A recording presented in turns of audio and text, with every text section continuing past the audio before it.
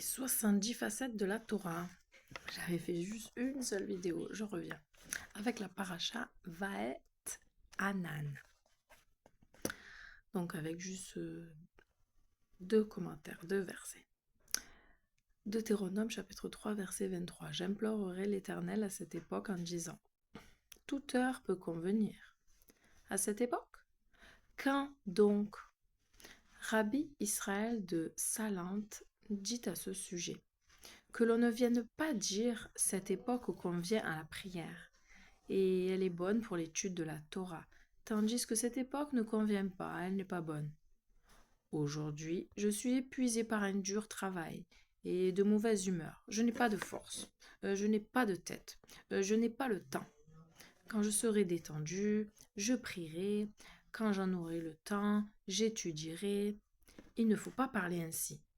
Au contraire, à cette époque, autrement dit, tous les moments sont également valables pour la prière, conviennent à l'étude et l'accomplissement de bonnes actions. Et si ce n'est pas maintenant, alors quand? Ça tombe bien pour reprendre la lecture des 70 facettes de la Torah. Ça tombe à pic. Allez, un deuxième. Donc dans Deutéronome 3,25. Ah, laisse-moi traverser, que je vois cet heureux pays. J'aurai le mérite de voir. Que je vois? Qu'est-ce que cela signifie? En effet, il est évident que si je parviens dans le pays, je le verrai.